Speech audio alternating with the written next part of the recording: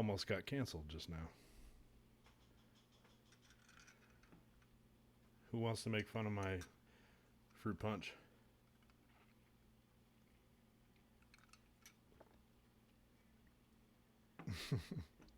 It's delicious, though.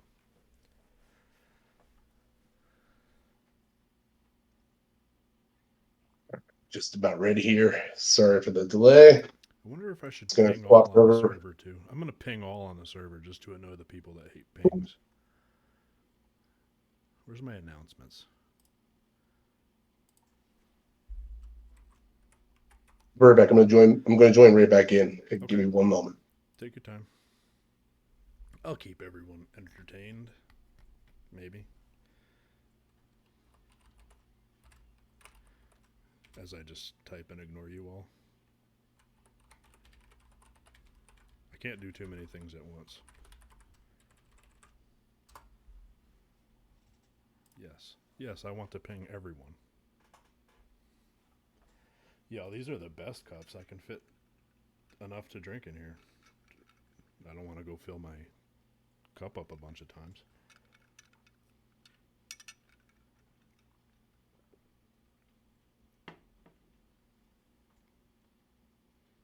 See, maybe pinging everyone was a good idea. Now a couple more people are showing up.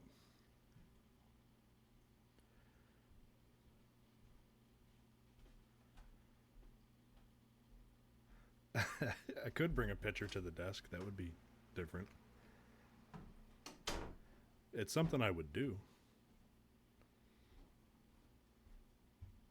So anybody test recently? Or anybody getting... B-Dubs is getting ready to... InfoSec Pat was actually supposed to be here tonight, but he had a stream at the same time with... I forget who. Somebody on LinkedIn. B-Dubs, you're going to do great.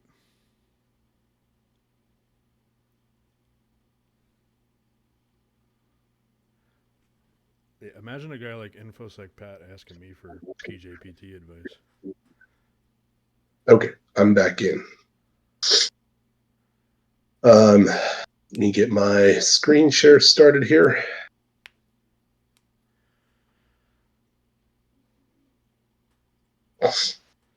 Phil Falconelli, what are you saying what to? Is it my devilish good looks? Is that what you're saying what to? Oh, sorry. I was talking about InfoSec Pat coming to the stream. He was supposed to be here. Okay. Let's make this screen. Sorry about that. All good, sir. Take your time. Okay. Let me know if y'all can see the screen share. I can see it. I'll hop off the stage when you're ready to free up some room for people. Sure. Yeah.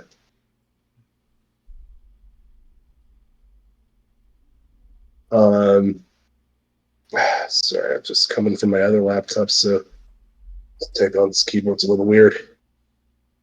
How's my lighting this week? I tried to make my dungeon basement a little bit brighter for me. I think it looks good.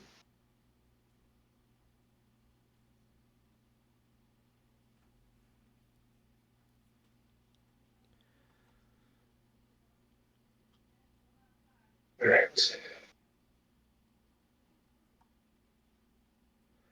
So what I'm gonna do is pull up the lesson plan here really quick on my. That's okay. While you're getting ready, they're just making fun of my shiny bald head, so no big deal. I mean, it's not very nice, but I'm sure it's very shiny. Well, it came from a CTF teammate, so that's the kind of like hazing that you do, you know?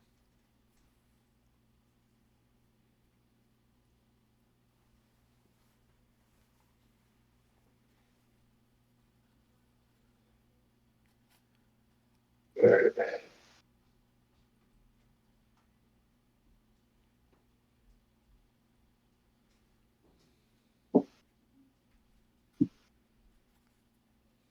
excited to see this because I'm gonna go further with the AD lab this weekend.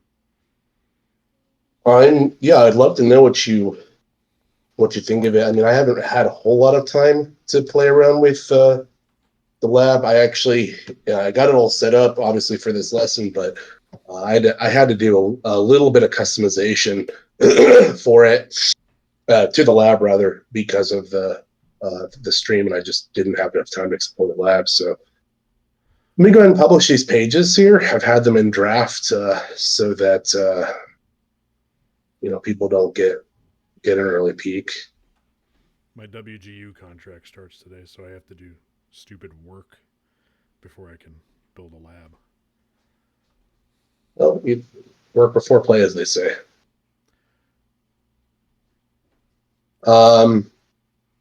Here is, I'm going to send it and put this in the chat for the stream here. If you'd like to follow along with the lesson plan that I've typed up, you're more than welcome to. I apologize if I sound a little stuffed. I'm still getting over. Ironically, last time I did a stream, I was getting over a cold, and this time I'm getting over a cold again. So, but that's just part of being, a parent of a toddler. Just get sick all the time, just because kids. So, anyway, if everybody's ready, we'll go ahead and kick this thing off. And are we recording? Oh, we are. Okay, cool. All right, so let's go ahead and just establish here that I put this down I think in another page, but I wanted to just be very clear here that Active Directory it represents an enormous attack surface, and there's simply no way we can cover all of it in the course of an hour and a half. So what we're going to be talking about here today is just strictly, try to keep it in the scope of the PJPT and the PNPT.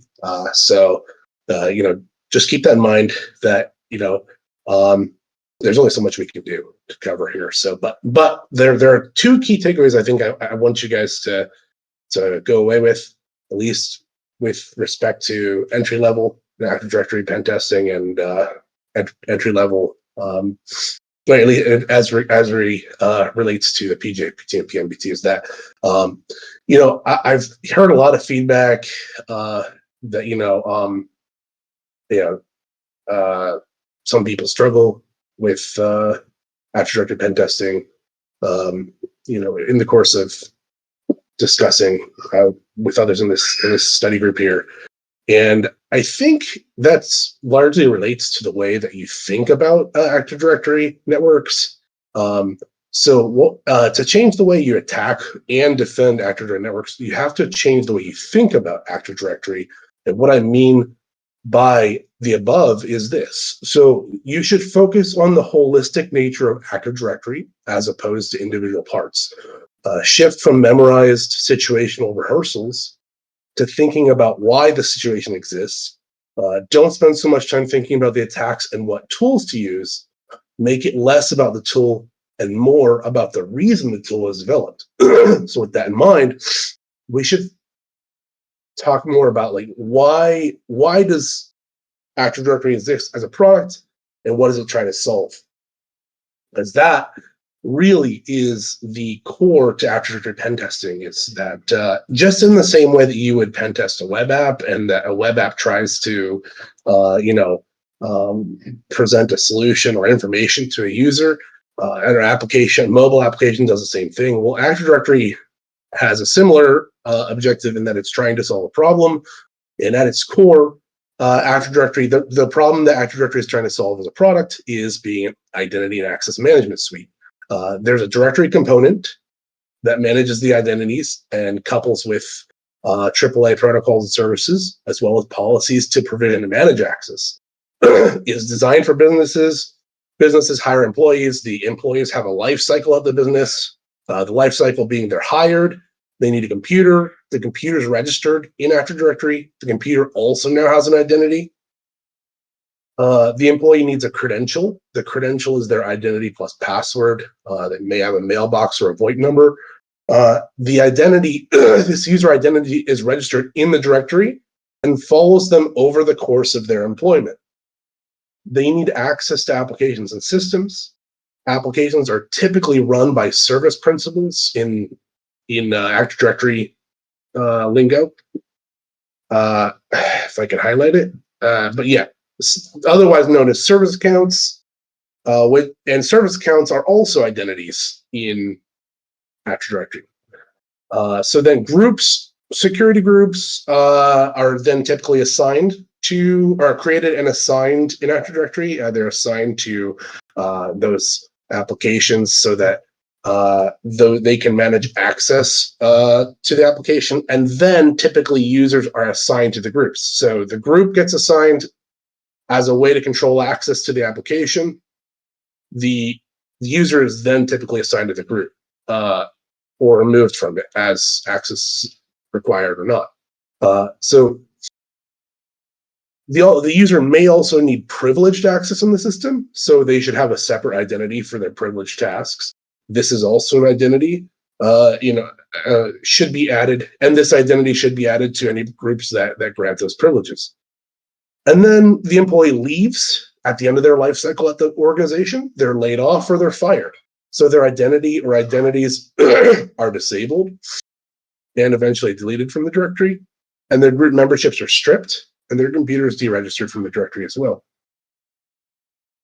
So that's the employee life cycle and the problem that Active Directory is trying to solve. So I'm repeating this concept of identities so much because they're truly the bedrock of Active Directory penetration testing and defending, for that matter. Your ability to penetrate an Active Directory network will only be as good as your ability to enumerate users, computers, service accounts, and groups. You could think of in terms of like, what groups does this user belong to? What resources do those groups have access to? What file shares can this user access? What specific permissions does the service account have? Et cetera, et cetera. This is why tools such as Bloodhound are so powerful, because they do the heavy lifting of enumerating these things. Active Directory is also a single sign-on suite as well. So if a new application, server, or printer, or an Exchange server is stood up, they tightly integrate into Active Directory with DNS, other things, so that the user only needs to remember a single credential to access those accounts, or those services rather. From a security standpoint, that's both a blessing and a curse, given that one credential gives you a lot of access, but also you just need to disable one credential to remove that access. General Windows protocols that you should be familiar with. These are just Windows strictly, not necessarily Active Directory, but NetBIOS. They factor into Active Directory because at the end of the day, an Active Directory domain controller is still Windows OS at the, under the hood. And Windows OS will fall back to some of these protocols in the event that other protocols are not available. Core Active Directory protocols that you should know are DNS, DHCP, Active Directory Certificate Services, SMB, LDAP over TLS or SSL, Kerberos, Remote Procedure Call, and RPZ or Group Policy. And there's a lot more, but those are just some of the important ones. Again, just be familiar with this. Being familiar with this stack is, and again, the problem that Active Directory is trying to solve will give you the big picture of, why do certain in-packet tools exist, or why do certain, why does, LDAP, why does Bloodhound, or why do other tools rely so heavily on LDAP and things like that. If you look under the hood of the source code, you're going to see a lot of LDAP calls, a lot of potentially Kerberos, other things. And again, I'm just trying to drive home that you're probably over the course of your education going to memorize a lot of tools, but you should also try to understand why were those tools created in the first place, and that is because they're trying to audit or examine or extract information from these core protocols. So understanding the Active Directory suite and understanding the problem it's trying to solve and the nature of identities and the security structure and organization of Active Directory, knowing that will make you a much better pen tester. This should be the next page. I'll have to resort that. But so Active Directory pen test types. Again, here's that note I was mentioning before. Given the massive attack surface that Active Directory represents, and the fact that I only have an hour or a little bit more to present, the objective of the material here is to keep it within the scope of the PJPT and PMPT. Active Directory pen test types, we have typically external, internal. External, you're typically trying to emulate a threat that does a heavy OSINT campaign, sometimes phishing, password spraying. It is looking at external DNS records to try to find publicly facing services where there may be login endpoints or places to spray a password. Again, they may send a phishing campaign to any emails that they discover, but generally trying to come from the outside in to get a foothold and pivot. Internal emulates a threat that has breached an organization and is already in from the inside. It could be via a physical breach, where a rogue device is planted, or it could be a phishing campaign where the backdoor is placed on an employee device. Generally, with these kind of pen tests, you'll have a gray box or a black box. Where a gray box will you'll have a credential at a specific privilege level, depending on the scope of the pen test or the parameters of the pen test. Black box, so you don't have any credentials and you're trying to establish a foothold. By finding a credential using many methodologies. The post-compromise lifecycle, I just want to point this out, that this is like, if you really wanted to boil Active Directory pen testing down into a single diagram, it's this, is that whether it's external, internal, you exploit the host, you escalate privileges, you gather credentials, enumerate domain info, enumerate access, pivot, and then repeat, where you pivot to the next host and you repeat the cycle of gathering more credentials, maybe not necessarily enumerating domain info, but depending on how much info you're able to gather, you may need to repeat this step, enumerating access, and then pivoting some more. So just keep that in mind. This is like, just the visualization of Active Directory pen testing. So the lesson plan for today, because I get past the boring stuff here, stop talking and start doing. We're going to go over a lesson plan that I prepared, primarily approaching it from an external standpoint, but also, if time permits, we'll try to approach it from look at some ways you could approach an internal as well. I'll be operating in this environment. This is the Active Directory lab I've set up, albeit I've made a few additions and minor changes to the lab just so that I can, since again, I haven't managed to fully understand and compromise the vulnerable lab that I've set up. I do have a domain admin credential where I was able to modify the lab a little bit and create my own sort of range where I have complete control over the parameters here. So again, for the external pen test, here's our pen test scope. The public facing IP range is 10.9.9.0/24 with the domain name of cyber.range, and the internal IP scope of 10.80.0/24 with the domain name of 80.lab, which is our internal domain. The objectives is just to own the domain. The rules of engagement are chaos, total free fall. Again, not really professional here. This is my lab. I don't really care what happens in here. Not afraid to break this lab at all. So plan of action.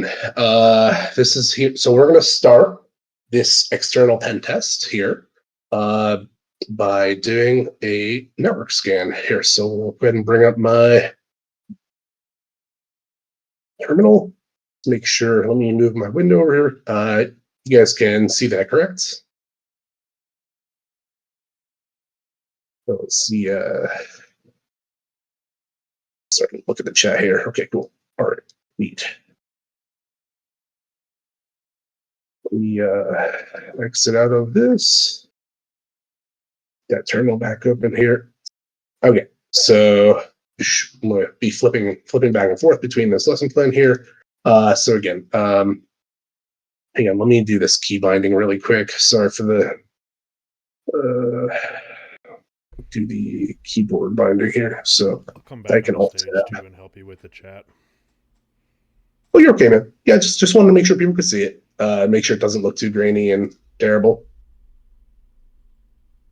So yeah, again, first phase of this external is going to be the network scan. So and again, right here, you're going to see if I try to ping 10.80.1, it's going to fail because I've firewalled myself off for this just for the purpose of this lab because I'm trying to approach the internal approach as an external. So we'll go ahead and paste that command in here. Actually, you know what? Let me get into my working directory really quick. I have that in Windows training. I think it was PJPT. Yeah, there we go. We'll do command. And so right now we've got 2 IPs back from the ICMP suite, from the ping suite. .1 is our default gateway, so we're going to ignore that. And .189 is the interesting IP here. So let's go back to my lesson plan. We're going to run a port scan on any live host that were discovered. We'll break down this command here once I get it in the terminal. Oops, sorry. Hey, I go to my browser and hit Control-Shift-C just because I'm used to doing that in the terminal. So I'm sure you guys will have done that before. So we discovered that 10.9.9.199 is the alive host. So we're going to do sudo nmap. We're going to ignore. We're going to just assume the host is up. So no ping, no alive host checks. Going to scan all ports. Going to run script scan, server scan, version operating scan, version scan. We're going to use a minimum packet rate of 5,000 and scan this IP. We're going to output the results to this file.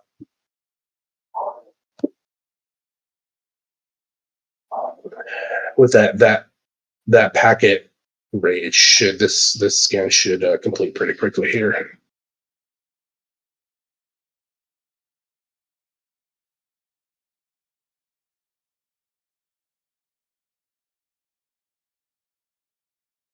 Let's see, while that's kicking off, we'll, there we go, okay. So we've got port 22 open, port 80, ports 3306, 5355, and another MySQL 33060 port there. So right now, just looking, what I'm going to reference, point you guys and reference. I have a generalized, my own methodology, generalized CTF methodology here that I always go back to because I've got my post exploit methodology. I just got a whole bunch of stuff I go through, but referencing bits and pieces of this here. So I'm always going to start with port 80 because looking at the open ports, we don't want to start with SSH because that's usually a low. It's you typically not a very good port to start with.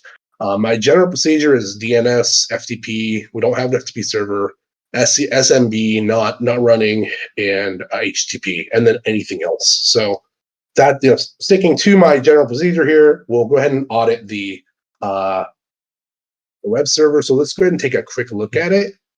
HTTP 10.9.9.109. Okay, well, you can see it's the invulnerable web application server, which is fine for this example. But the other thing I want to do is demonstrate the OSINT component. So we'll, if we look back at my lesson plan, You'll see here, I do want to run a GoBuster scan on this web server because I want to look for any hidden or unintended files that might yield something interesting.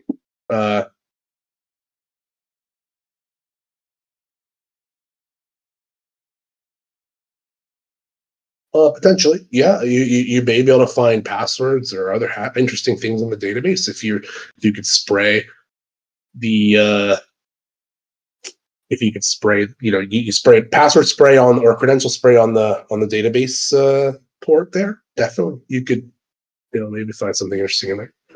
All right, so looking at the GoBuster scan, I'm ignoring anything with a 403 and a 404, and I'm looking for any files that are specified in the word list here, but also I'm appending PHP HTML TXT extension on each word list item. And if you look through here, these are all very potentially interesting, but for the sake of time, I'm going to redirect your eyes to usernames.html. Because again, this is an OSINT step. We're trying to gather information. So we'll go to usernames.html. And in the typical CTF fashion here, we have note to self, use a source, scripted message. What could that mean?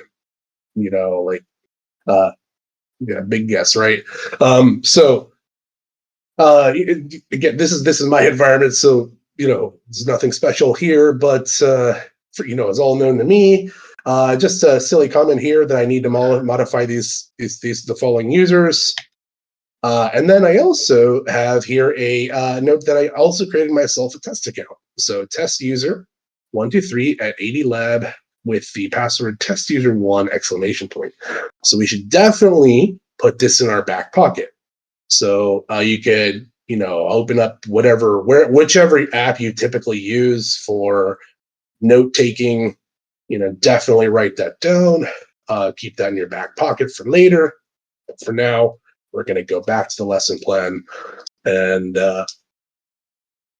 carry on. Okay, we're going now. At this point, we're going to get our reverse shell on the web server using remote file inclusion, using this reverse PHP shell, just because, again, for the sake of time, this is all a little contrived. It's very orchestrated on my part because we just don't have time. So what we're going to do is copy that raw link to my clipboard. I'm going to go to my shell here, my terminal rather. It's not a shell. Terminals. Yeah, sorry. Don't get it started. Anyway, so we're going to download that reverse shell PHP file to shell.php, and let's nano shell.php and go in here and modify the payload. Change this. This is my IP that I want. This is again a reverse shell, so we're calling back to Kali. Here from the damn vulnerable web application. So I want it to call back to 10.6.6.6, and we'll just use some random port. We'll just do 443, and we'll save the changes. And just to be sure, my IP is most certainly 10.6.6.6. All right, so we've got the shell created. Now we need to host it. So we'll go ahead and do sudo python 3 module http.server and serve the files in this directory on port 80. We'll split the terminal, and we'll also set up a listener, a TCP listener on port 40. 443. My apologies. 443. Can't talk and do that at the same time, I guess. Anyway, so we'll go ahead and log into DVWA here.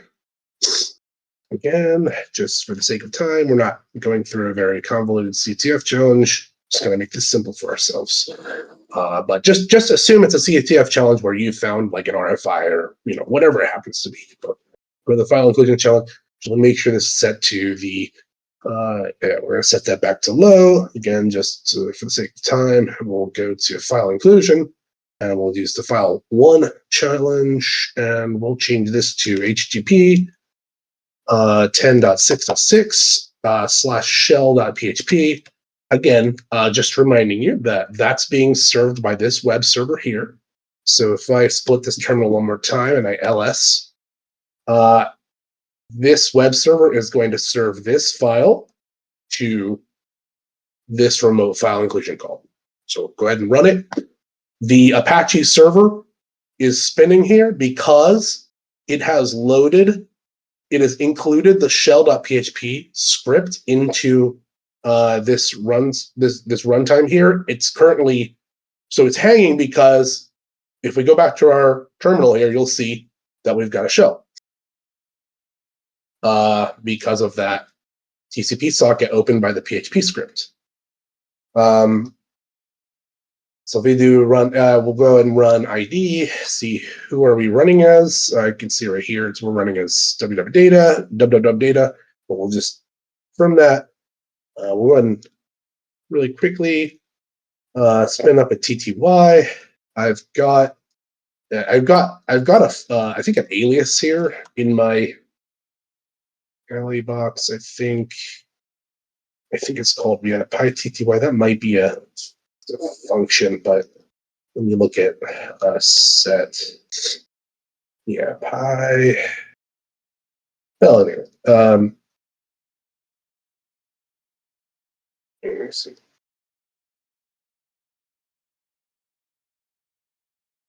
I can't find it, but rest assured, it's in there somewhere. I've set this. I can just type. I've set it up so I can just conveniently type certain things like PyTTY, and it'll spit out the command to, spin up a TTY on my reverse shell. So we'll go ahead and paste that in over here. Oh, basically to specify Python 3. All right, so we got our TTY now. Let's go back to the lesson plan and see what's next. Okay, we've got the, I'm going to borrow some bits and pieces from my CTF methodology again. Again, I'm not going to follow the full methodology just because, again, it's, we're kind of orchestrating this whole thing here a little bit. But what we're going to do is check, we're going to check the target host for what IP address, what IP configurations does it have. We'll check the ARP table, the route, any routes it has, and we'll check bound ports that it's listening to just for fun. But we'll do, first thing we'll do netstat 10, and we'll grep listen, and you see nothing special here in terms of, are there any interesting services that we could potentially use to elevate our privileges to root? And possibly there are, but again, that's not part of the project today. We're going to take a look at the IP address configurations. And we'll notice that this is a dual-homed server. That we have two NICs. We have one listening on 10.99.199 and another NIC listening on 10.80.89, which also happens to be the target network that we're supposed to pivot into. All right. So next thing we'll do is we'll check for interesting files. And if you look at my CTF methodology, like I'll show you that here in a second. We'll go to host exploit enumeration, and we look for interesting files. I think, I'm not sure if I have that listed in here or not. Yeah, I do. Okay, cool. Yeah, so we can look on Linux boxes. We can look for SUID binaries, check for scripts, writable directories. Can look in home and other interesting folders that stick out. And just for the sake of time, and because I'm kind of just moving this lesson plan along, we're going to see what's in the home folder here. Is there anything interesting? Are there any interesting users in the home folder? And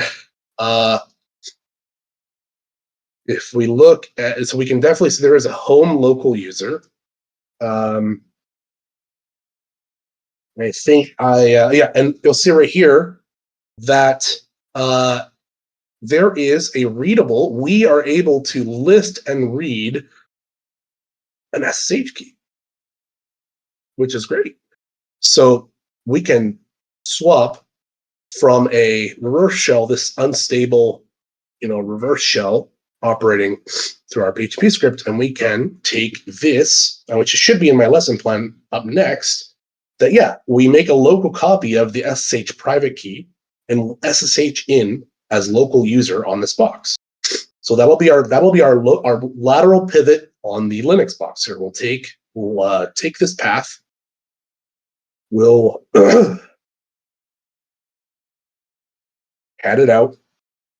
Oh, sorry. That's not there. Sorry, that was me being dummy. Big dummy. We'll try this again, and we'll cat out. Sorry. That's again why working in reverse shells is oftentimes not great. Let me start up my. You should have seen me trying to remember how to use Mimikatz. Well, if you're not doing it all the time, all brain function goes out the window. All right, let me see. I need to retype in that URL.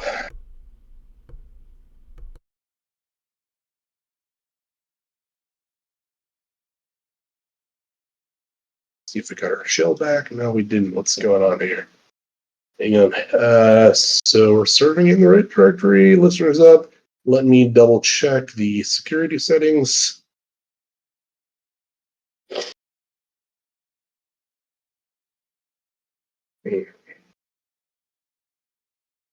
I may have crashed the server.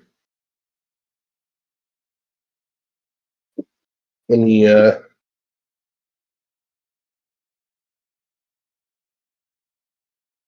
get on that box and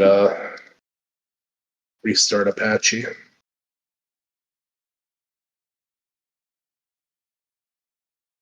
Apologies for the delay here.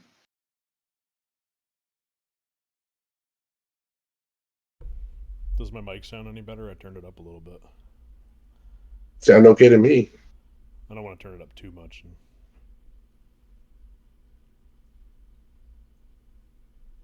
Let me get on the WA box.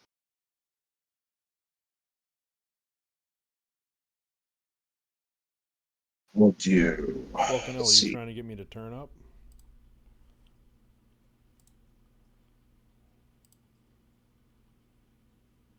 All right, let's see if I can get back into it now after we're starting Apache. Yeah, okay, we're in now. Let me make sure we're still on low here. Go back to file inclusion, and we'll try not to muck it up too bad this time. No promises, though. I do dumb stuff all the time.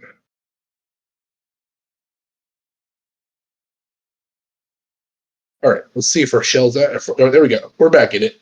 All right, so let me go ahead and stop that. Let me grab my TTY command. Let me port our terminal environment variable. Let me change this to me. All right, so again, resuming from where we were before, we found the interesting local user SSH key, so we'll cat that out. Great.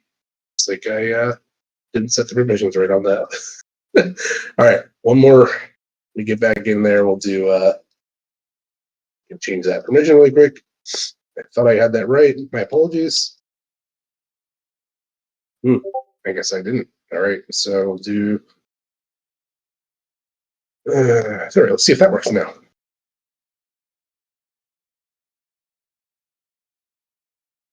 Here we go. So there's our private SSH key. We're going to go ahead and take that with us. And we'll do nano. We'll do local user SSH key. So I have that already set up for my test environment. We'll paste it in there one more time. We'll chmod 600 because as a SSH will complain if that key file's too open. And we'll do SSHI local user SSH key. We'll do local user at 10.9.9.199. And there we are. We can close out this shell, and we can continue to work off of our SH because it's much more stable. See, we're logged in as local user. So if we look at the sudo permissions, okay, so there's no sudo permissions for this user. That's how unfortunate, right? It's okay. We'll take a look at the lesson plan here. So we're SH in, we're going to find again, continuing the CTF methodology, we're going to find a SUID file to escalate those privileges on this box. So we'll do a find type of file belonging to user root with permissions containing the SUID sticky bit, and we'll just null out any errors. And let's take a look at this list and see if anything interesting comes up. And boom, this is really interesting here. Having this SUID bit set on bash.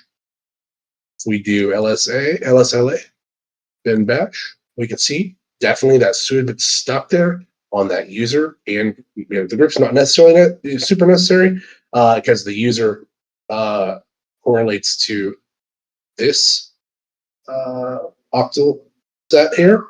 So if we do bin bash p, we're going to assume the privileges of the user on this sticky bit here. We can do I as well. It's just an I think interactive is what that stands for. But yeah, we'll go ahead and run that, and then we'll run ID. And you'll see in addition to my my user session, I'm also running with root privileges as well. So we've escalated privileges on this box.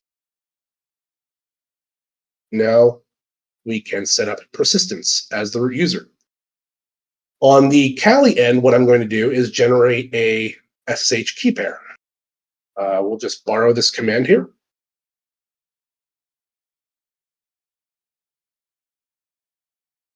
We'll pop open that, we'll split the terminal, and we'll go ahead and run the command. And then if we look at temp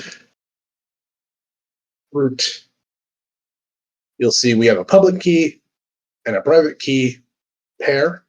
So if we take this temp root persistence.pub, this is our public key string.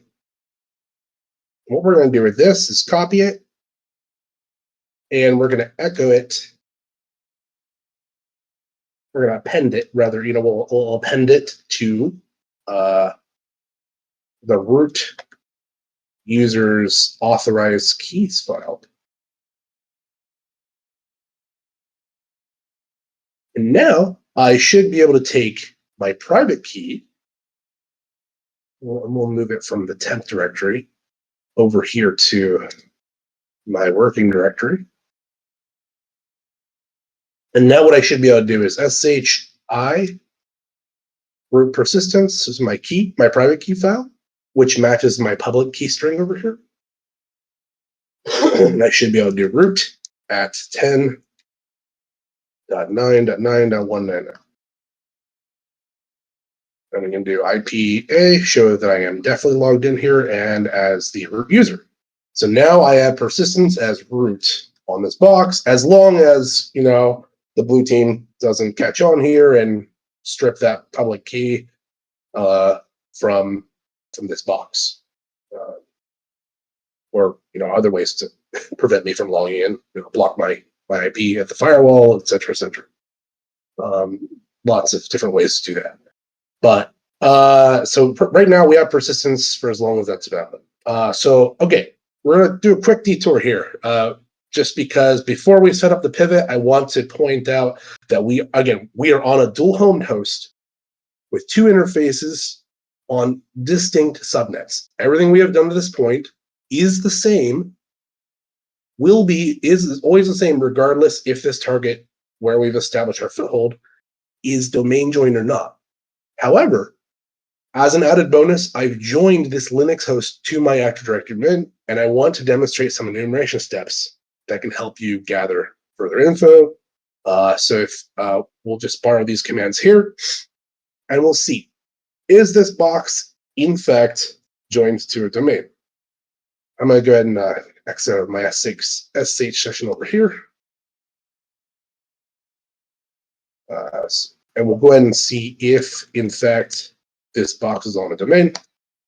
And it is. It is on the AD Lab domain. Highlight that here. And then we can get more info about the domain controllers, or domain controller in this case, by running this command. And you can see our domain controller is dc1.ad.lab. So keep this in mind. This is good stuff here. All right. The other thing you can do is we'll go ahead and look at some of the enumeration steps here to see how can you extract more domain information from a domain joined Linux host. We already ran these commands. I am root on the box right here. So if you're root on the domain joined host, you can try some of these commands. What we're going to do, though, is I'm going to show you how to use this tool here to read the domain database from the host. So you can use SCP, and we'll say SCP I with our root persistence key, and we'll say root at 10.9.9.199 and specify that file.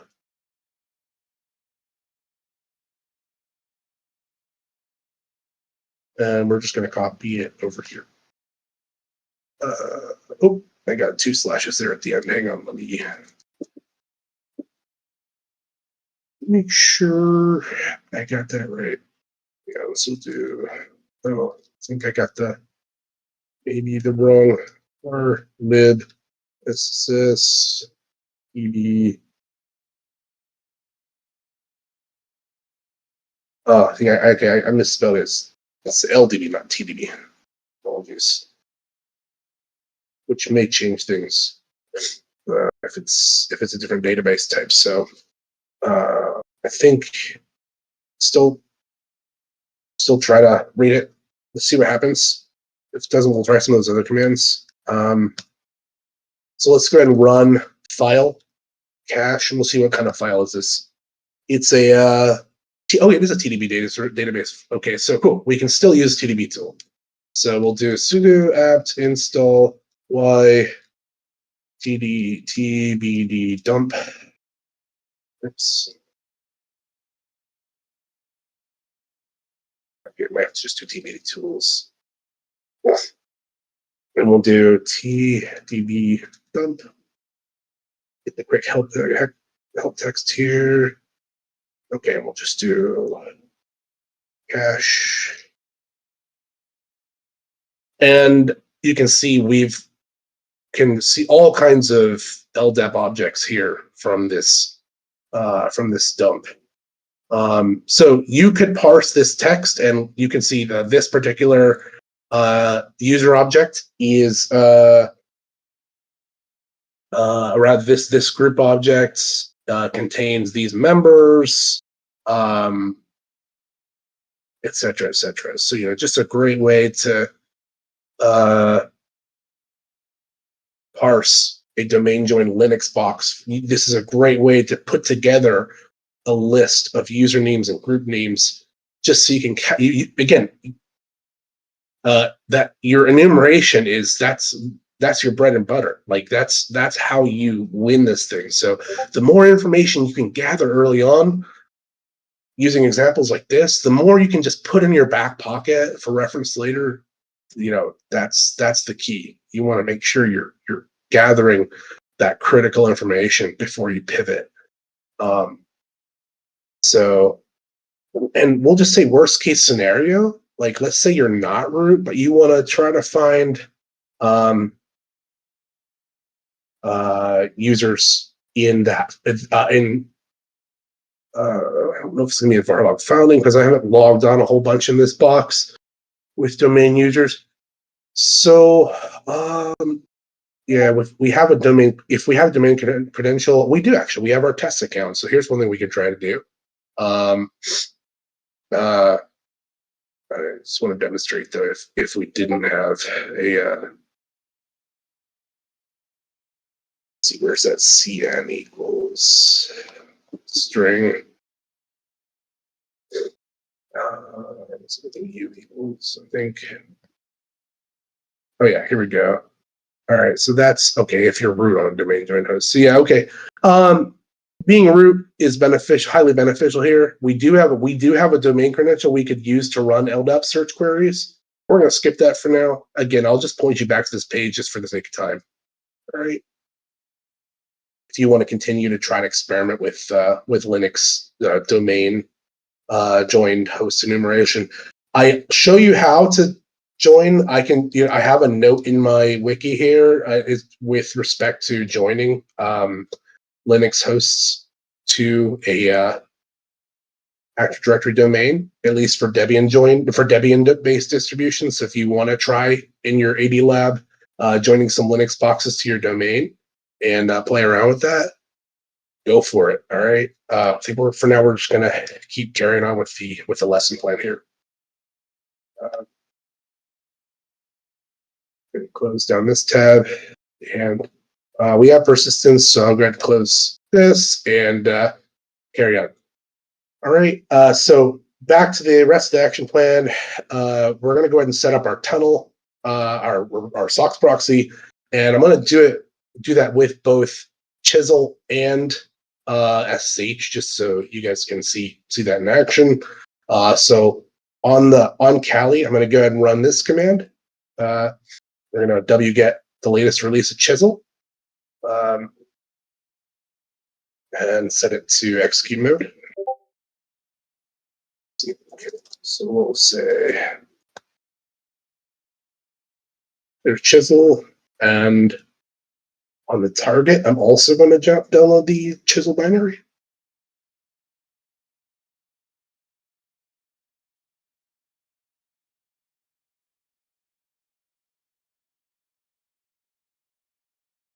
Let's see. I think I didn't include the. Yeah, I didn't include the -o here.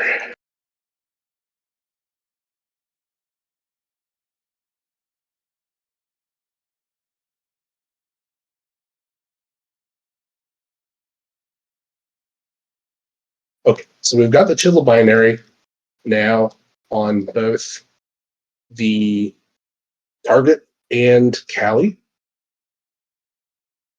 Let's get back to my lesson plan. And we're going to first on Kali start the Chisel server in the background. Sorry, let me split that horizontally. Okay. That server's running on port 8080. And we'll go back to the target and we'll connect. And we're going to take a quick look at the syntax before we make this connection. On the Kali side, we're starting Chisel in server mode, running the server on port 8080. We're establishing the reverse. We're running it in reverse as well, so that this client can define reverse TCP not policies, but sockets. And then we're running it in SOX mode, and here we're just using verbose output, so you can see that TCP connection. I'll show you really quickly here too on my wiki. I have a sort of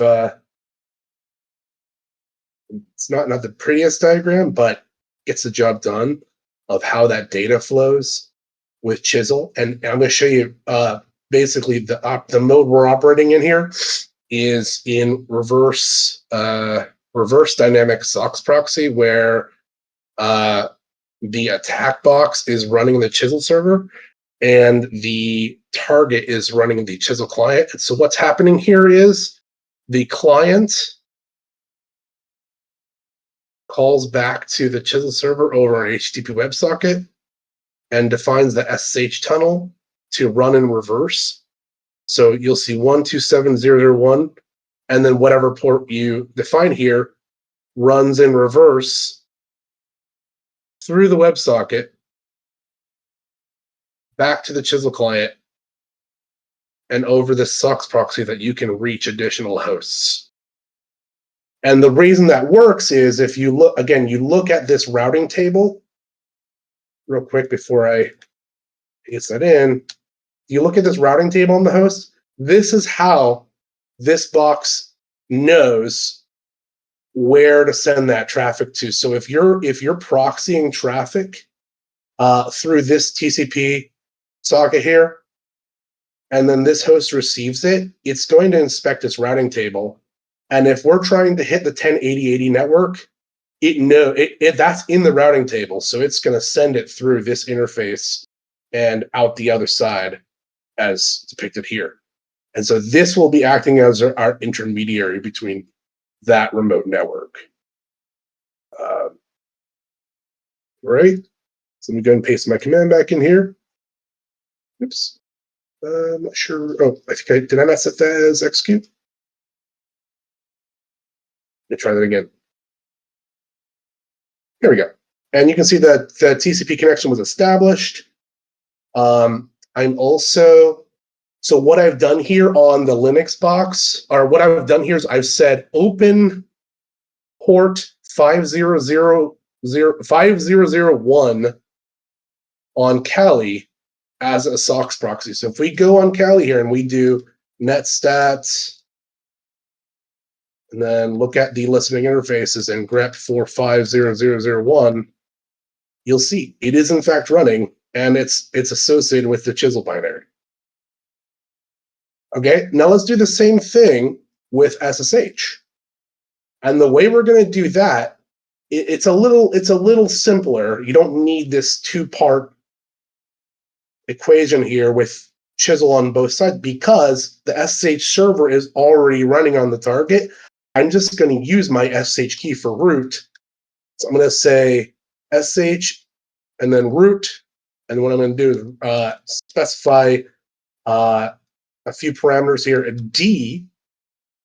What we're saying is D. So with this mode, I'm going to show you my network diagram for SSH. Excuse me. We're operating in forward dynamic SOCKS proxy. So what we're doing in this case is we're making an SSH connection from attack box to the remote server, the SSH server on remote. And then we're establishing a port socket here, and we'll run the proxy traffic through here. Principle's the same. This remote's going to look at its routing table and see if it, how it's going to send that traffic to the remote. Same principle, just we don't need an extra binary on the target because the target's already running SSH. So we already set up 5001 with Chisel. Let's go ahead and we'll do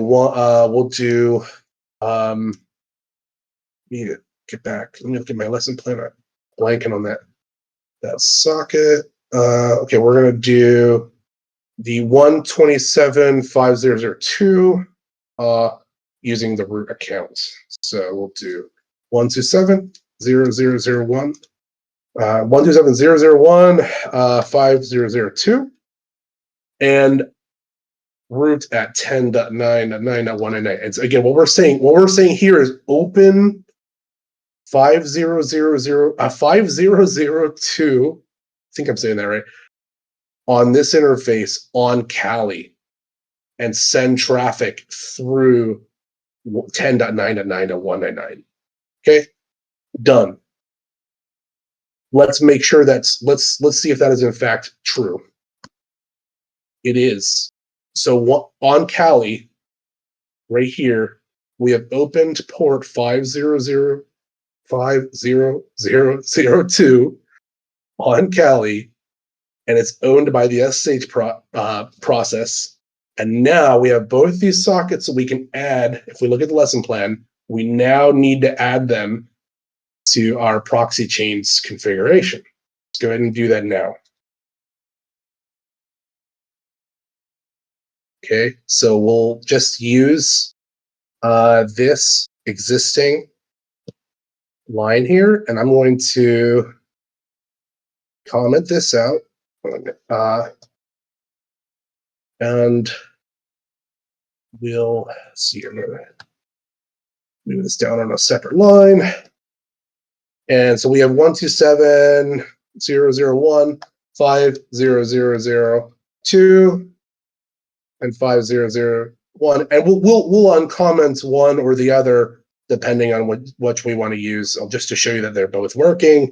But for now, let's use our chisel proxy just to demonstrate, and then I'll show you that it works exactly the same using the SSH proxy. So we'll go ahead and X, and we'll do sudo proxy chains, use -q for quiet output, and then we'll do nmap -p n -p, and we'll look at port 389 on the 10.80.80.0/24 network. We also need to do a -st. We need to use a TCP scan. You can't use a half open scan through a SOCKS proxy. You have to use a full TCP connect. And so we'll go ahead and just see what comes back. Actually, let me. Oh, sorry. I'll do just to keep it brief, so the output nice and clean. We'll just do 1 through I think 10 will be good enough, and then we'll set it to a T4. Let's shoot. Okay, and let's see if LDAP is open on any of these hosts here. Unless it's LDAP-S, should be open. Oh, let's see here. Let me try 88 on .2. Okay, weird. I think I've got that right. Let me take off the quiet.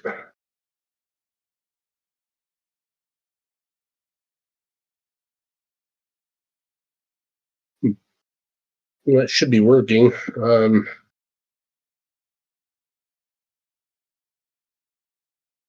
Not sure. Yeah, that off.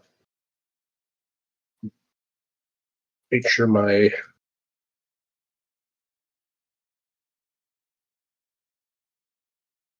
arcs is still up.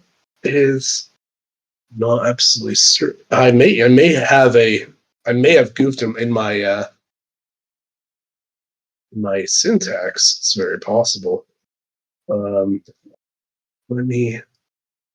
me try my SSH proxy and see if that works, and then we can rule it out to a syntax issue on Chisel.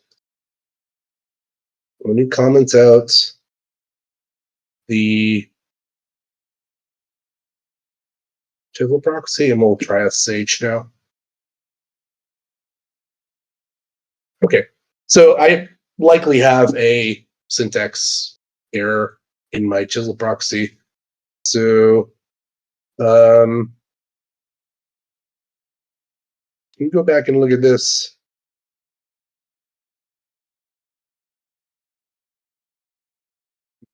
Yeah, I'm not sure what I've done wrong at the moment. But for now, I mean, just for the sake of time, I don't have time to troubleshoot this now. I should have done it before today's lesson, but if we have time, we come back to it. For now, we'll just use the SSH proxy. I'd really like to figure that out, though.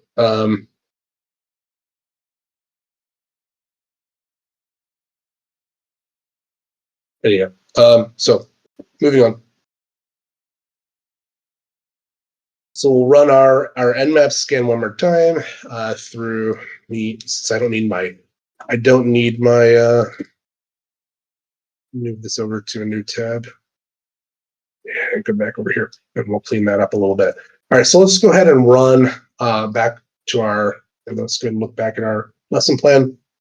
And now that we've got our proxy set up, our SOX proxy, we'll go ahead and run our Nmap scan through the SOX proxy.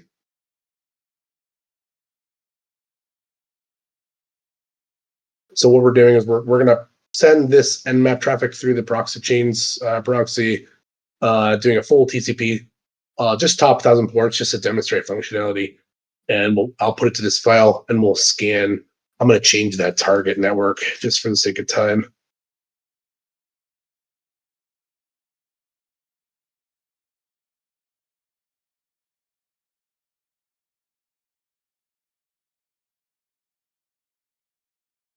That shouldn't take too long.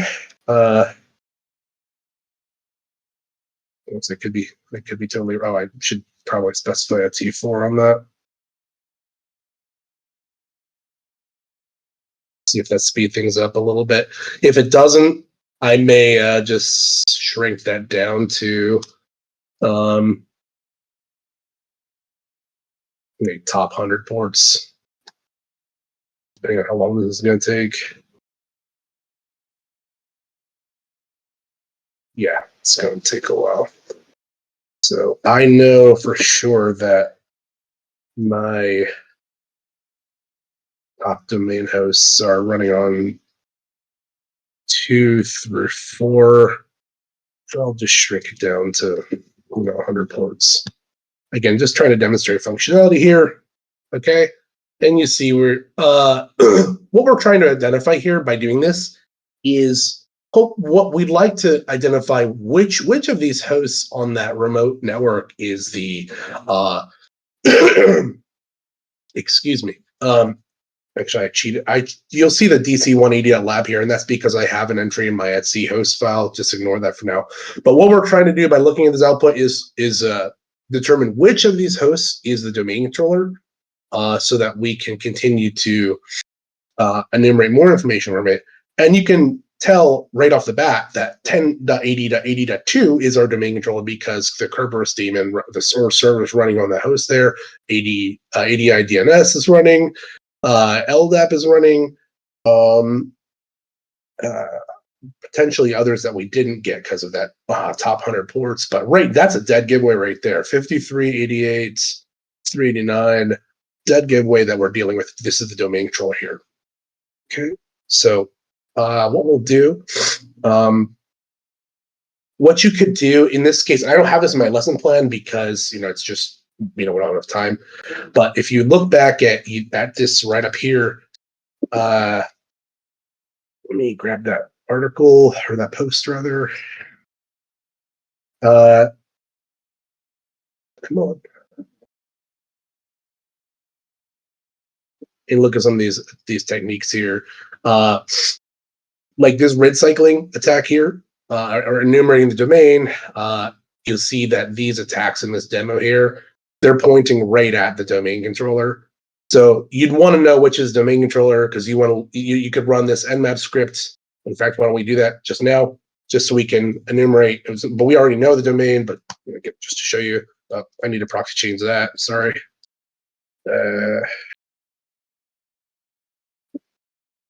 Okay.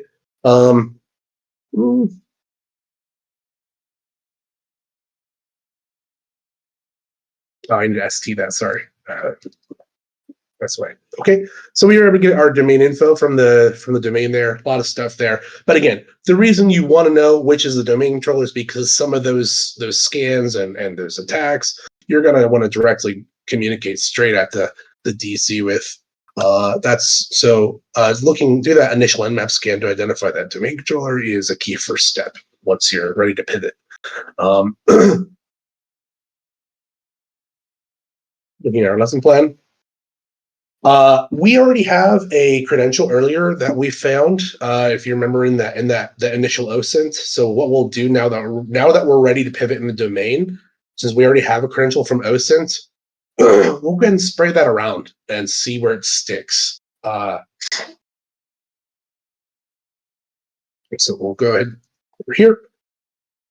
We don't necessarily just sudo that. can do proxy change SQ and then tack on that command, and that will send this crack map exec SMB connect through the proxy. So let's see what happens. Oh, fancy that. This user happens to be an admin. This active directory user happens to be an admin on 10.80.80.3.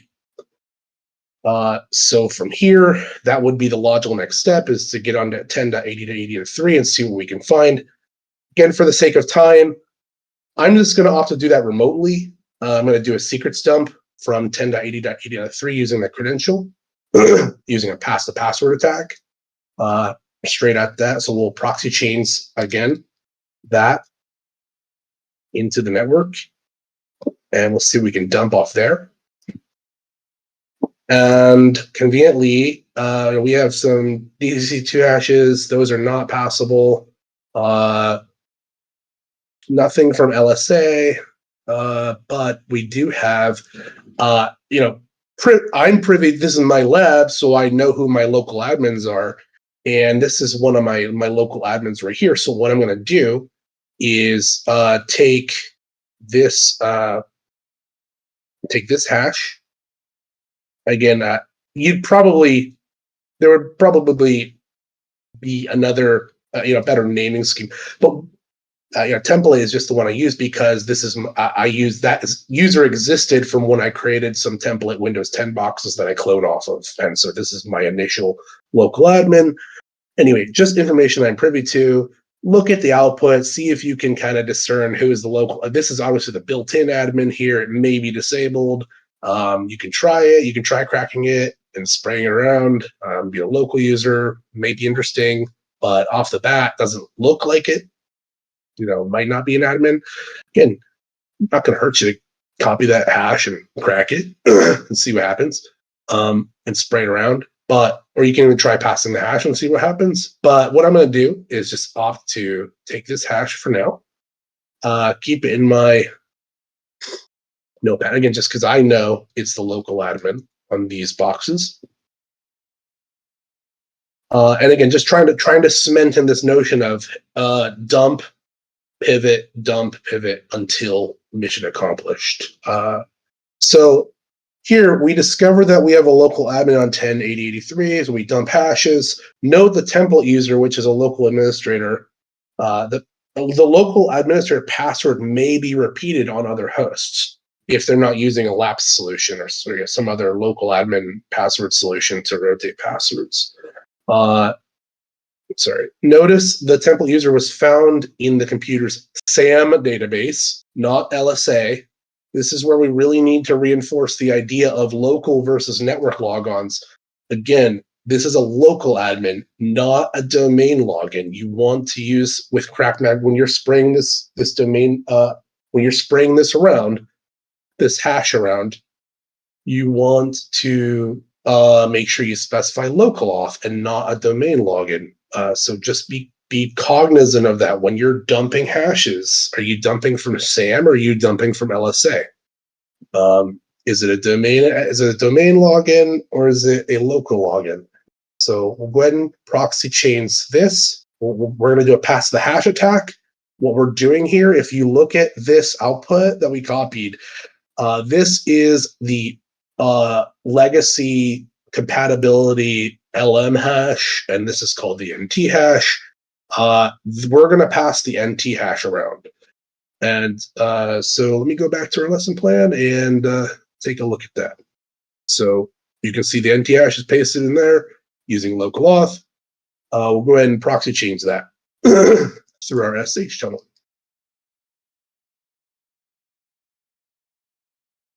And see where we land up. And you can see, yes, indeed, that password is repeated across multiple hosts. I have pwned 3 additional hosts as a local admin. Great opportunity, or sorry, 2 additional hosts because this is 3. I already owned 3. So two is domain admin, or rather two is the domain controller. We don't have local admin on there. No problem yet. We still have lots of time and opportunity to find more credentials to dump and pass around. But we have pwned 2 additional hosts, .4 and .6. More opportunity to get on a box and dump more passwords or hashes. Going back to our lesson plan, we're going to RDP. Oh, sorry, pardon me. We're going to take that NT hash of that belongs to template, and we're going to try to crack it. Again, I know the password, so this is a little bit, again, it's not super true to life, but just imagine you're taking a word list and trying to crack a password. So we'll go ahead and paste this command over on this side. We're going to echo that NT hash into a file called hash, and then we're going to use John with a format of NT and this word list crack hashes.txt. If we look at crack hashes.txt, you'll see it's just got a long list of hashes, and one of those is the actual password that I've planted in there. So if we go ahead and try to crack this, you'll see the password is template123 exclamation point. So now, instead of doing a pass the hash attack, now that we've cracked the hash, let me get back over the other tab. Now that we've cracked the hash into a clear text password, we can perform a pass the password attack using xFreeRDP. So now, go back to my lesson plan, and we'll take that. So now we've cracked the hash. We've got a clear text password for our local admin. The reason we have to crack the hash is we cannot we cannot pass the hash using a local admin other than the built-in admin with a RID of 500. That's the only user you would be feasibly able to RDP in without some, without like there being some severe misconfigurations in the Active Directory environment. With a vanilla Active Directory environment, even though you have a local admin here and a local admin hash, it's not the built-in admin with a RID of 500, so you're not going to be able to RDP in with a hash. You need a password. So we were able to crack it. Now we can get a desktop on 10.80.80.4 and attempt to enumerate some more information from there. Let's take a look at this. Let's take a look at our command and see what we're doing. We are running the xFreeRDP command through our SOCKS proxy. I need to change this to for our SH tunnel. We're going to hit 10.80.80.4 using our template user and clear text password that we cracked. We're going to map this folder here as a shared drive over the network using the name Kali share. So when we get on our desktop, you'll see this network folder called Kali share that we can, it's really nice for copying and moving files and folders to and from the target. And then I'm specifying a size of 90% because I want that window to not maximize the whole screen. So let's go ahead and run that. Let me see if am I using the right? Let me look at proxy chains. I may be using the wrong proxy there. Yeah, there's 2. Okay.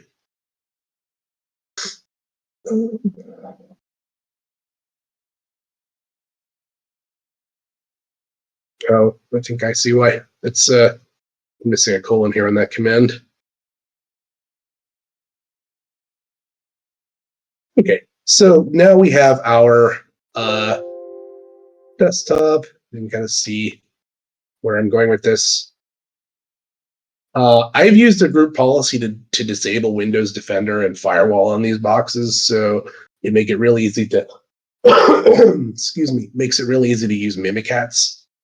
So what I'm going to demonstrate here is that I have, if I go to this PC on my remote desktop, I have Kali share, again, that folder that I've shared through the RDP session.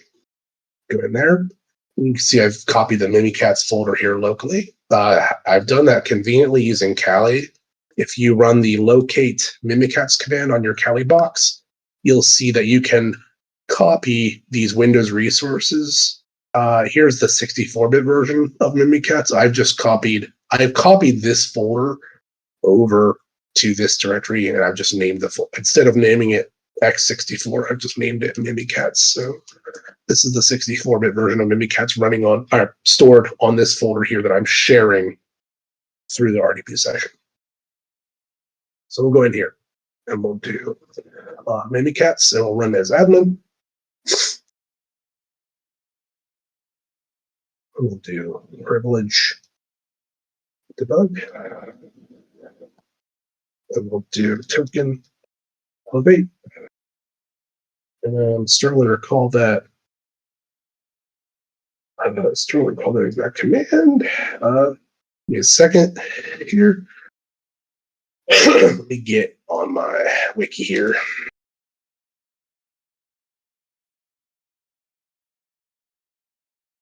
Yeah, let's see, dump hashes and LS. Take this command here. And then what we'll do is go back to our Mimikatz session, and we'll dump the LSA hashes. And then I'm just going to use Control F in this window here to search for my domain admin, my custom domain admin that I've created. And right here is the user password, or rather the username appearing in this output. And here's the NTLM hash. I'm going to take that back over to my Kelly box, and just make a note of it over here. Domain.admin hash. Okay. And we'll go ahead and take a quick glance at the lesson plan. So we're going to echo that hash to a file called DA hash. And we're going to use John again, John the Ripper, to, again, try to crack the hash using that same word list because it contains the password that I know in there. Again, you're not going to get that lucky in the real world, but you may.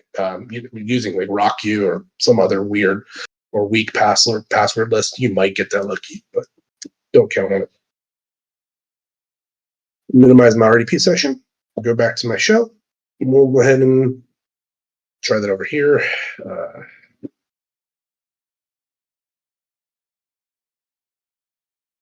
Okay, that's my essay. Let me close this out so I can keep things clean.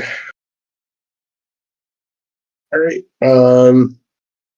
So what we'll do, we'll echo that DA hash out to a file called DA hash, and we'll use John.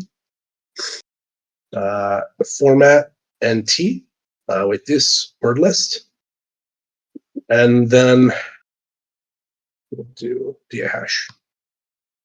Oh, sorry, I think that's in my pot file because from before. Let me do. I don't need to sudo that. It's my own file. I can do that. So we'll just take those out of the pot file. We'll just crack it again. There we go. And so the password is password 1. The clear text password is password 123. Now we should be able to take this xrdb command and do. Our domain controller is .2. We can do ad.lab is the network logon / domain admin with the clear text password that we just cracked. And we should be able to get logged right into that. And so this is the first time I'm RDPing into the domain controller. So it's asking if we want to trust that certificate, and yeah, we do, because we definitely want to pwn that thing. There we are. We just got an RDP session right on our domain controller. Just to prove it.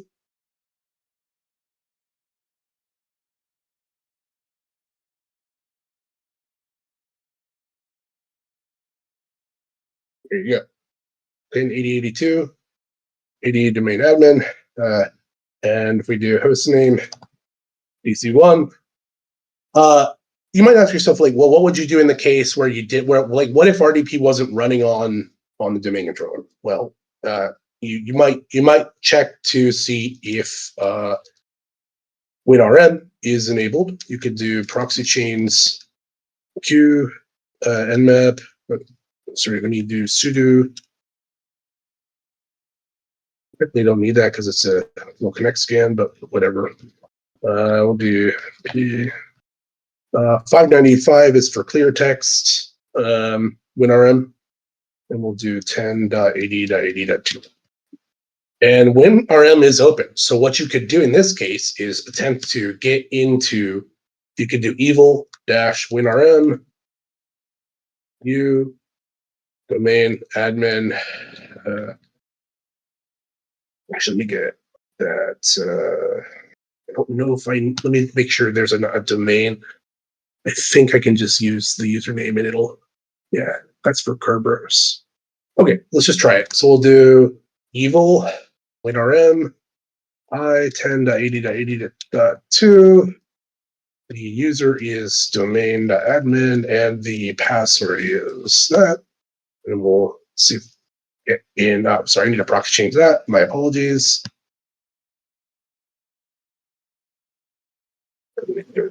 Can't communicate directly with it, so we can do proxy chains. Q. There we go. And we have a WinRM session, and we can do IP config and who am I, just to prove that we are on the domain controller. And then from here, what you could try to do is use like a use one of the PowerShell commands to enable the remote desktop service on this guy, and then try to log in. I don't know off the top of my head what that command is, but it's probably just a Google away. Like, what's the PowerShell command to enable the remote desktop server on a Windows host? And just issue that command, and probably at that point you could just test if port number 3389 is open. And in my case, it is, because we just RDP'd in before. But yeah, assuming you've enabled the RDP service, then you should be RDP in. And probably doesn't mean you probably don't need a reboot either. So take a quick look at our lesson plan. We're not going to go over persistence here. There's lots of ways to set up persistence, like golden tickets, setting up, adding a new admin account on the domain controller, dumping the KRB TTT hash, SID history, lots of ways to do it. We're not going to cover that here just because we don't have time. We're coming right up on the hour and a half here. And unfortunately, I won't be able to show you internal, but just rest assured that it's largely follows the same procedure as external, just a different starting point. I can't demo some of the attacks shown here, but one thing you could do is, if you follow along with this 80 lab that I've shown you how to set up, is if you go to my blog and you go to if you go to the Proxmox project or the virtual, if you're using VirtualBox, there's an identical 80 lab for VirtualBox as well. If you go to the setup, you can go to the step to set up, get that initial Active Directory lab stood up with the domain controller and 2 hosts, and then you can set up the vulnerable Active Directory lab. And then from there, I show you how to make it vulnerable, and then test things on attacks.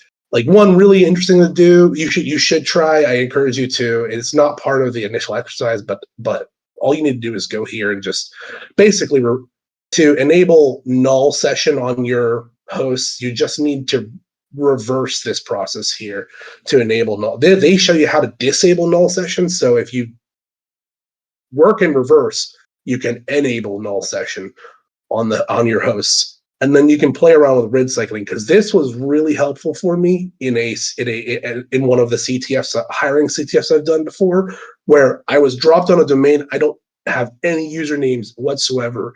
I don't know anything about the domain other than I can hit LDAP and start learning things about it, but I don't have users. So how can I get users? How do you make users appear from nothing? You can try RID cycling with a null session. And what's going to happen here is you're going to spray RIDs at the domain controller. And you'll see these RIDs here, 1107, 45, 46, 47, yada, yada. These are your RIDs. And here you're just listing off users. And now you have all the usernames that you can now hopefully come up with a password spraying attack. And even better, if you can learn more about the domain and if there are lockout policies and things like that. So I encourage you to set up your lab. Like, it's just, this is so empowering. It's free. You just download VirtualBox. If you've got a separate host, you can do it in Proxmox, but just get VirtualBox. It's 100% free. Build your lab, get your AD vulnerable and just start learning these attacks. And I mean, it's totally empowering. This is the way you learn this stuff. So home lab, 100%. I'm a huge advocate for it. I talk about it all the time. I probably don't shut up about it. But yeah, so this is my home lab, and this has been my presentation on Active Directory pen testing. So hope you guys learned something. I learned everything. Always a great guest, sir. Do you want to do some time for some questions, or do you have to go? Yeah, I can hang out for probably 10 minutes, for some questions, and then I'm going to have to run. My voice is starting to fail me here. But You gotta stop getting sick every time I invite you. I know, man. Maybe it's my It's just fault. if anybody you guys out there has kids, you guys know how it goes. You got kids, you're sick. Mm-hmm. That's the way it goes. Oh yeah, when they were little, for sure. Yeah. When they get big, the other big less. But you got little kids, you're sick. Thank you, Fulcanelli, for that, and for everybody else. I thank you guys. Thank you guys for coming out. Thank you for your time. I appreciate you guys sticking through the presentation. Yeah. Thank you guys. Don't thank me. I appreciate you guys showing up. Who said walking petri dishes? Oh great. Yeah, it's a fact. Matter of fact, I taught K through 6 when I was living in South Korea, and I was sick like weekly. So yeah. Well, for anybody who missed anything, I recorded it. I probably won't have time to edit it tonight because I have to work, but I'll get it up there by tomorrow. Yeah, no rush on that. I appreciate you doing the hosting and the recording. I mean, did anybody have questions? I saw some earlier, but we may have covered them already. I don't.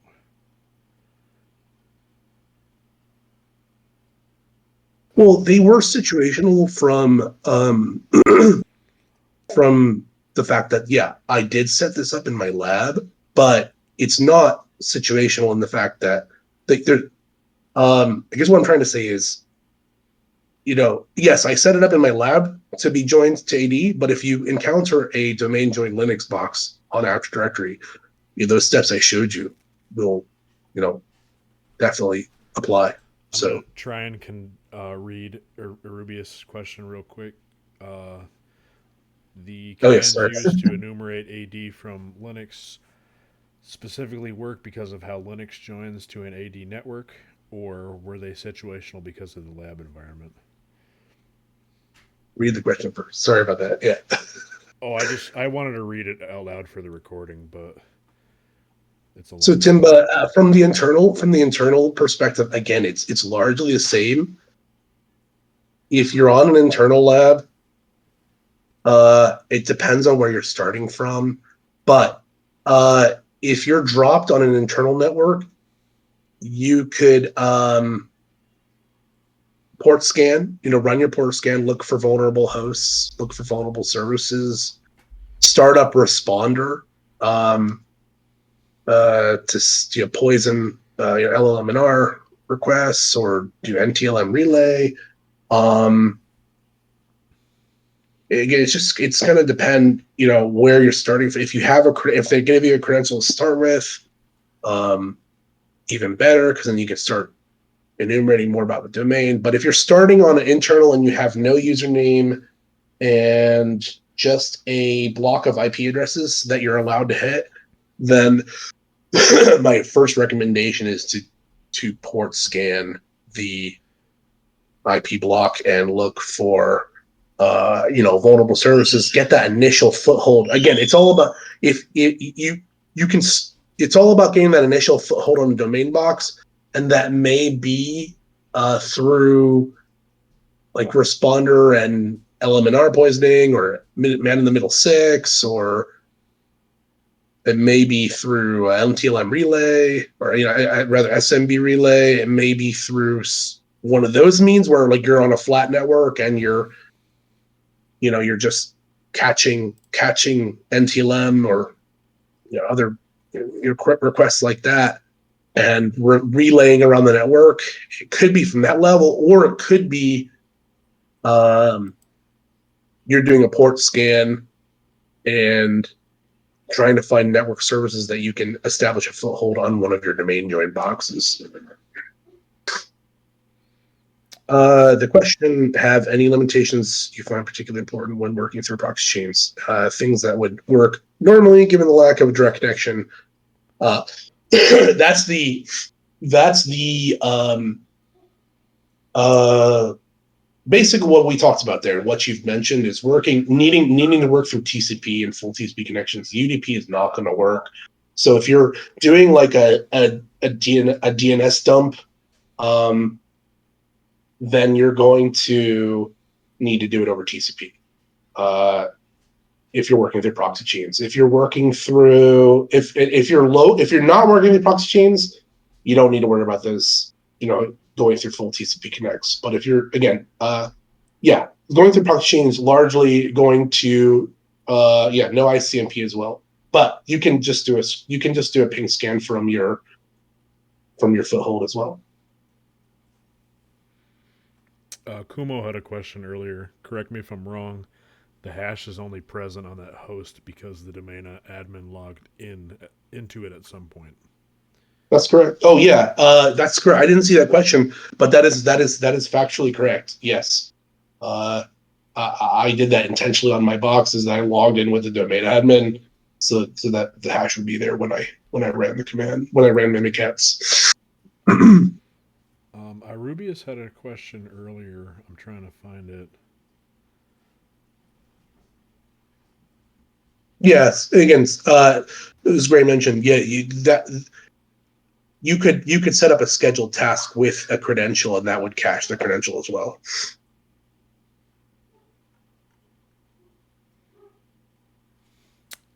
Any other questions, folks?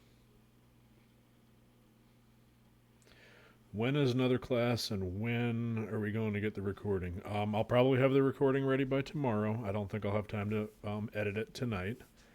And I think I have to look at my schedule, but we may go back to Mondays next week. But it's always 8 p.m. Eastern unless a guest needs a different time. So Mondays or Thursdays, it's been usually depending on holidays or whatever stuff comes up. I'm gonna Yeah, try and get a lesson plan ready for Monday if I can do that. just answering a question here as well for Mimikatz. Do you use Mimikatz out of preference? Crack Map Exec also has LSASS module as well, and no, that's not a preference. It's just more, I guess, for the sake of this demo, I wanted to kind of show, getting on those boxes with remote. I was trying to show. I think my objective was to, demonstrate getting a remote desktop with a folder share through a proxy, things like that. Just get on the box. You could certainly do it with CrackMap, but given as long as you have the right credential to do it. Any tips for LDAP domain dump? I guess no tips per se. Are you Are asking Falconelli if with issues using it? With yeah, like issues getting it to are you work? having particular issues using it?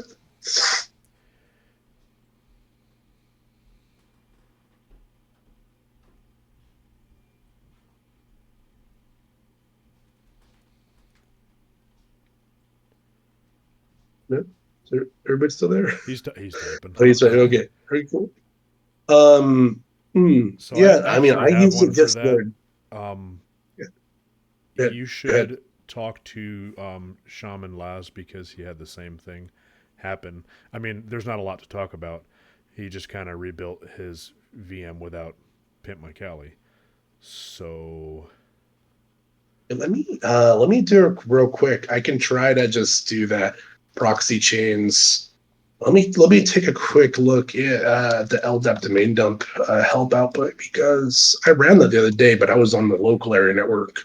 There might be a TCP.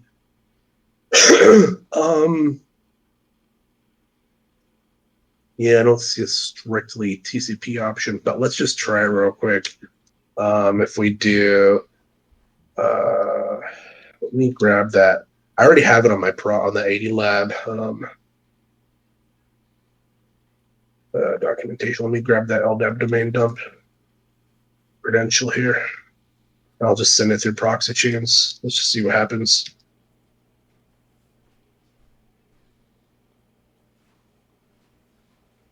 I haven't had issues with Pimp My Cali, really. Maybe some small ones that I had to work through, but you're not the first person I've talked to that had issues with it, so take that for what it is. Yeah, I mean, all the stuff's there.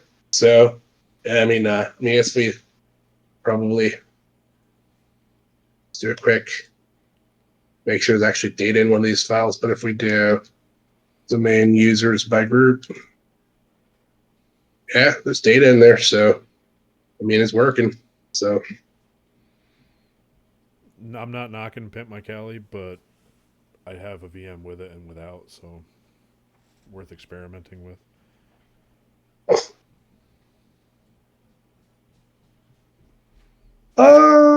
I think how is. Let me check my LDAP domain dump notes because I am struggling to remember how to. I think it's installed. I think it's a Python module, but don't want to misspeak here. I love to see you forgetting things and having to check your notes and like making mistakes when you're doing commands because Oh it, yeah, it makes me I'm feel not human afraid to. again. I'm not afraid to screw up. Yeah, I definitely do it all the time. So, um, I think let me see if it's apt search LDAP domain dump and see if is it a. It might be.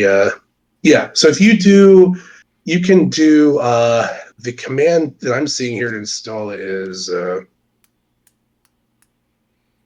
apt install y python 3-ldap domain dump. And that'll install it. I'm seeing here the version, at least, like as far as the app package goes, it's like 0.9.4-1. So, yeah, I don't know if there's a version specific switch. Let me see the help output. Yeah, doesn't seem to be one in the help output either. So, probably just go by whatever is in your apt package.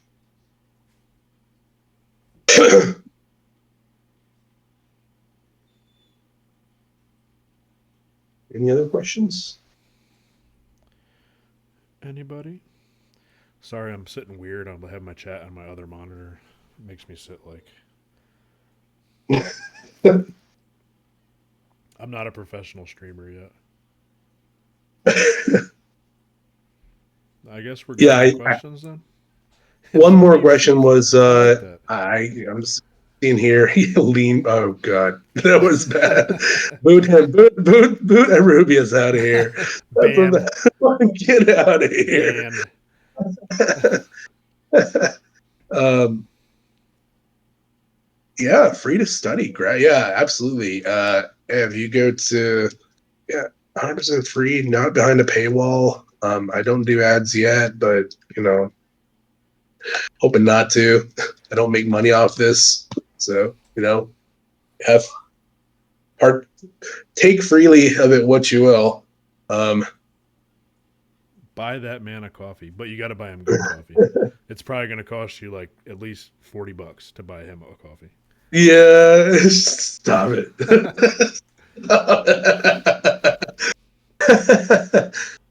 Yeah, all bean only roasted within the past 14 days. Yeah, never. Oh man, there you go, Rubius. Okay, you can stay. I'm You not. can stay. I'm not going to show you You my make bag of a, coffee. You're not going to like it. it's okay, man. If you like your coffee, that's all that matters. But, um, I was on one last question. I think the reason there was a question, why does Pip Mike Kelly use Python 2.7 over 3? And I think there was a point where the Kali distribution itself was still in heavy transition mode from legacy Python 2.7 scripts over to 3. I'm not sure to what extent a lot of those scripts have been ported over, but I think when Pim Mike Kelly was written, it was defaulting to Python 2.7 in the environment just to make sure that it maintained that compatibility with a lot of those legacy scripts. I don't know. And again, like I don't know to what extent those legacy scripts still exist, but I do remember yeah. reading that.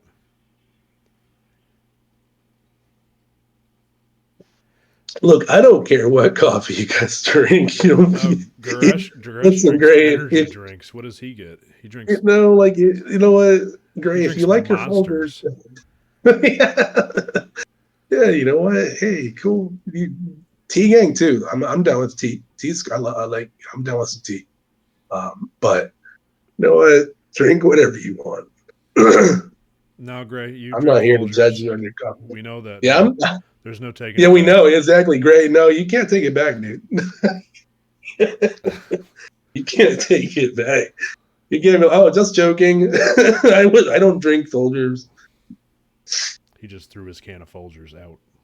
Yeah, right.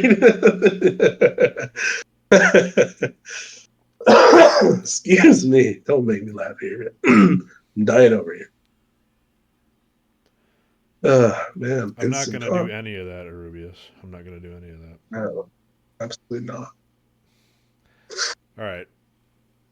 Any other questions before we bounce? Yep. I think we're all good. I All got right, work to do. we can pick up the chat. Pick up the chat elsewhere. Thank you guys. Appreciate you coming out. Thanks, Sean, for doing the recording. Always. See you guys next week. I'll put an event up on Discord so everybody knows when it's going to be.